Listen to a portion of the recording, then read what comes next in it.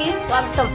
Congress party తరపున నెల్లూరు పార్లమెంటుకు పోటీ చేస్తున్న మాజీ ఐఏఎస్ కొత్తూరు రాజు నెల్లూరు నగరంలో వామపక్ష పార్టీలు ప్రజా సంఘాలతో ప్రచారం నిర్వహించారు. రాహుల్ గాంధీ భారత ప్రధాని కావాలని దేశం యావత్తు చూస్తున్నారని, ఇప్పటికే కన్యాకుమారి టు కాశ్మీర్ అని జోడయాత్ర నిర్వహించారని, బీజేపీ లాంటి మతతత్వ పార్టీలను ఓడించాలని, ఇప్పటికే మైనార్టీ దళితుల మీద అనేక దాడులు జరిగాయని, అందుకే సిపిఎం, సిపిఐ, వికేసి, ఆమ్ ఆద్మీ కాంగ్రెస్ కలిసి ఇండియా బ్లాక్ పోటీ చేస్తున్నామని, అభ్యర్థులను గెలిపించాలని అన్నారు.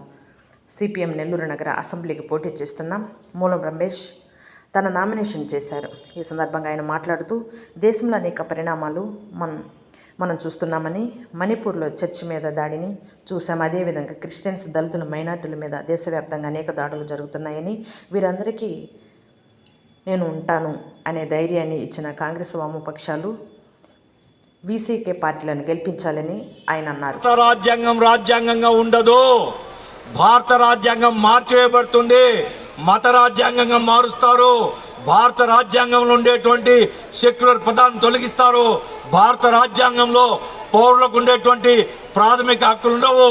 భారత రాజ్యాంగాన్ని వాళ్ళ కాషాయకరణ చేసి ఒక నియంత ప్రభుత్వం దేశంలో ఏర్పడడానికి మార్గాన్ని సుగమం చేస్తారు.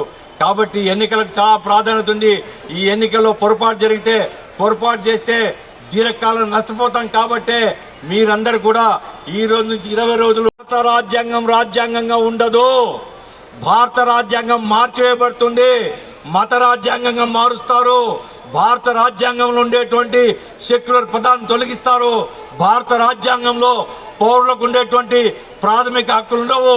భారత రాజ్యాంగాన్ని వాళ్ళ కాషాయకరణ చేసి ఒక నియంత ప్రభుత్వం దేశంలో ఏర్పడడానికి మార్గాన్ని సుగమం చేస్తారు.